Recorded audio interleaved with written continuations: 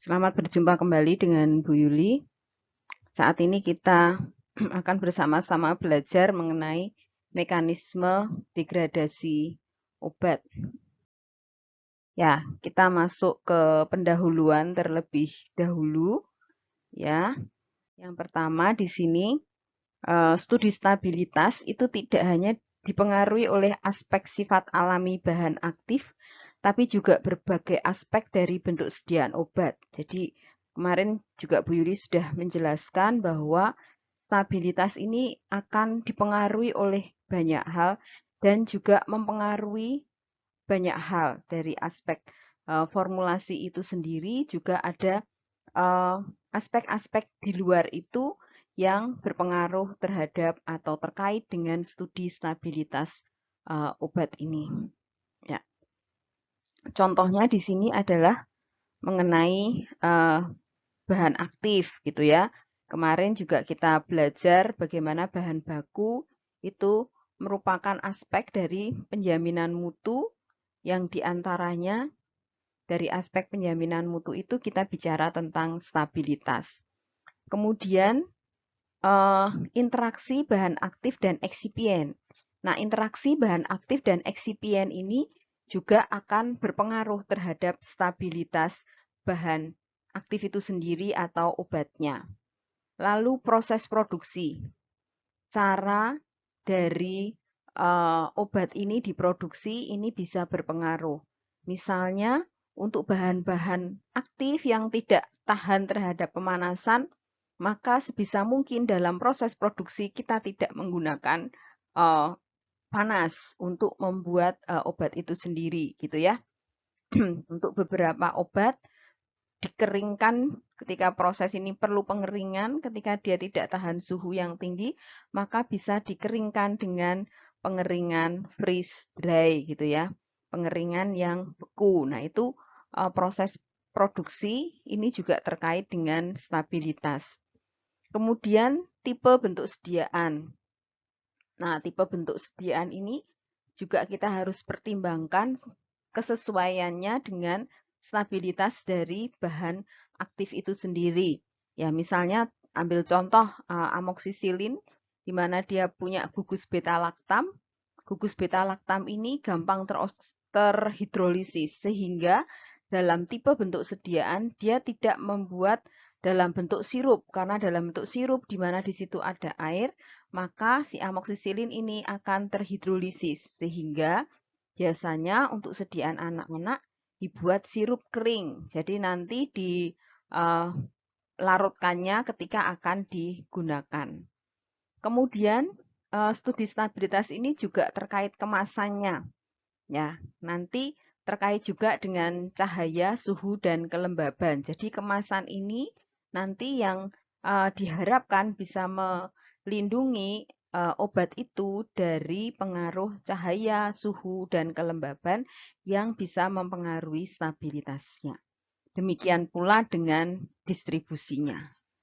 Kemudian juga ada aspek konsentrasi reaktan, pH, radiasi, durasi pembuatan, dan proses pembuatannya.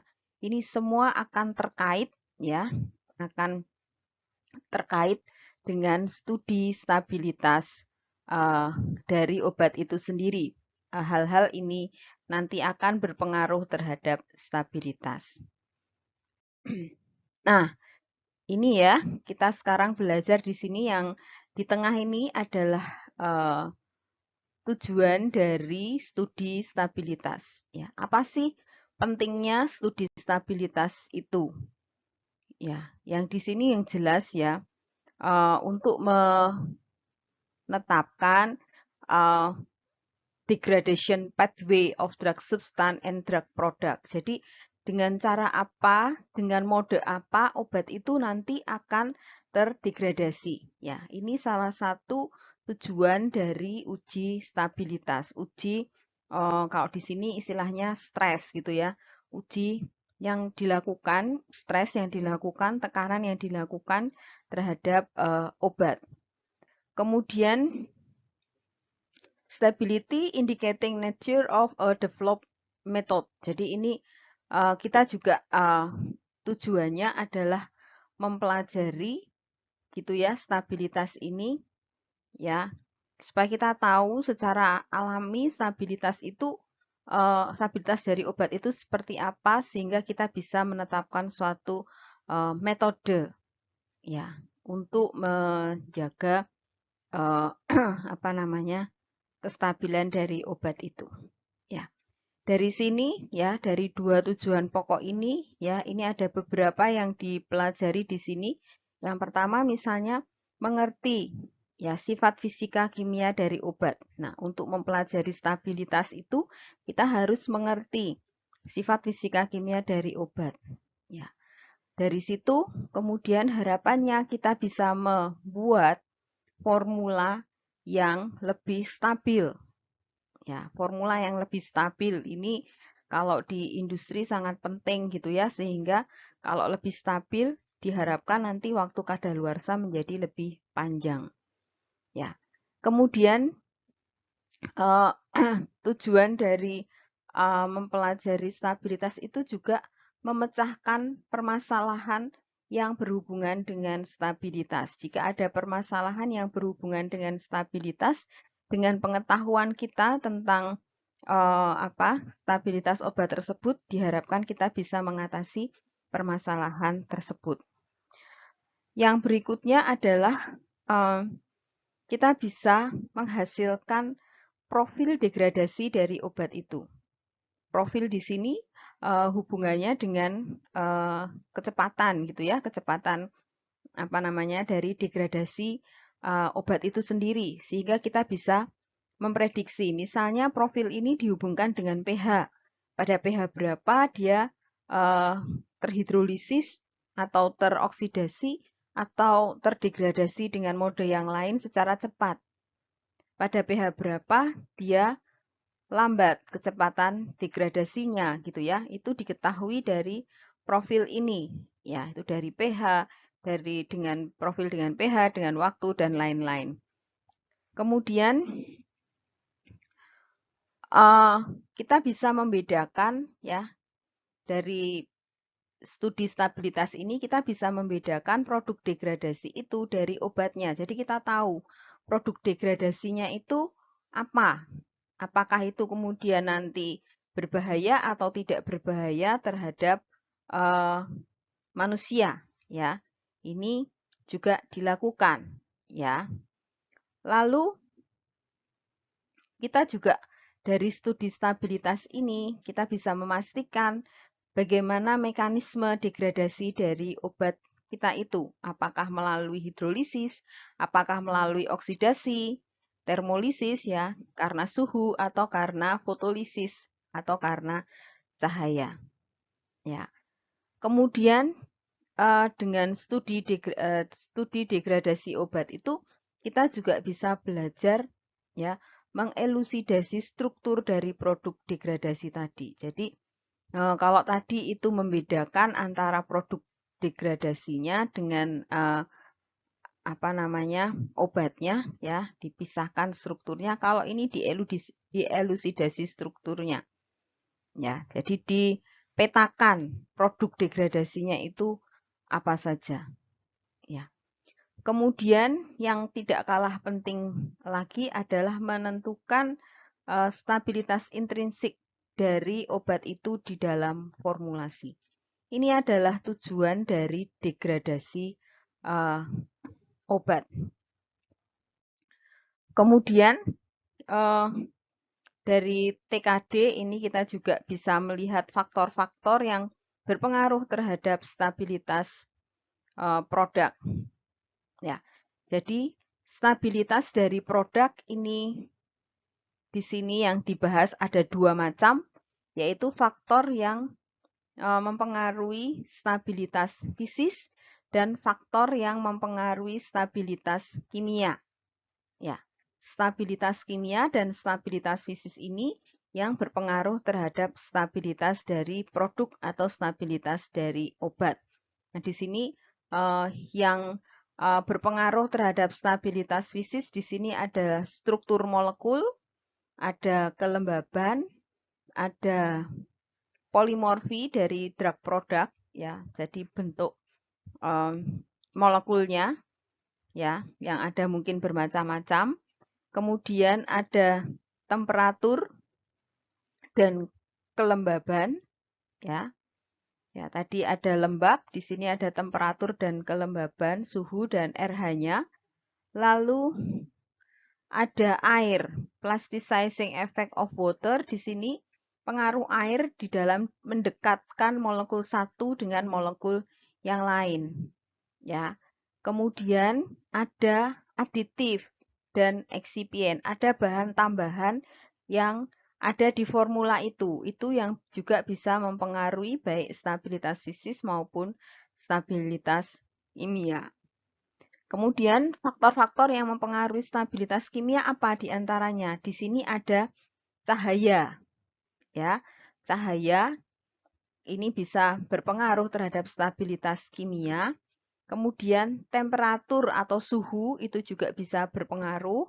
Lalu adanya lembab, gitu ya. Lembab di sini sebenarnya lembab itu maksudnya adanya air atau kadar air di dalam formula itu. Kemudian pH dari lingkungan, ya pH dari lingkungan di mana obat itu ada.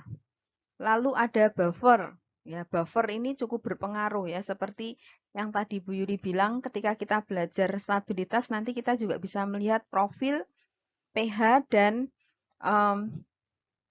stabilitas ya. Di pH berapa obat ini stabil, di pH berapa obat ini tidak stabil. Maka di situ buffer ini kemudian menjadi penting. Kemudian ada kekuatan ionik. Kekuatan ionik dari komponen-komponen yang ada di dalam produk obat itu dan juga oksigen. Ini yang akan berpengaruh terhadap stabilitas kimia. Ya, jadi ini semua ya, ini semua akan berpengaruh terhadap produk. Nah, ini ada beberapa contoh ya, kenapa kita melakukan studi stabilitas di antaranya produk degradasi ada kemungkinan toksik gitu ya. Minggu yang lalu ya, Bu Yuli juga sempat mengatakan ada produk yang kemungkinan toksik ya. Di sini ada obat prolidoxim.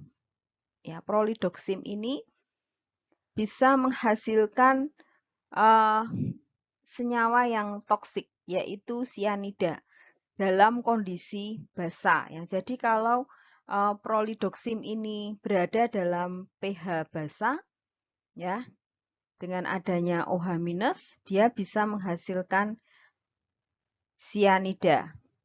Ya. Ternyata bisa menghasilkan sianida. Jadi N di sini, ya, N di sini dia akan lepas kemudian membentuk CN di sini. Sedangkan dalam suasana asam dia tidak menghasilkan sianida. Ya. Ini kemungkinan produk degradasi ini adalah toksik sehingga kita harus bisa mengelusidasi produk degradasi dari obatnya. Kemudian misalnya di sini tetrasiklin. Ya. Tetrasiklin ini juga bisa mengalami dehidrasi dan epimerisasi membentuk epianhidrotetrasiklin. Nah, epianhidrotetrasiklin ini diketahui berhubungan dengan Fanconi syndrome.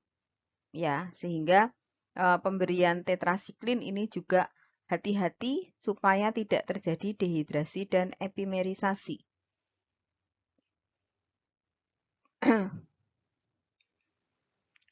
Kemudian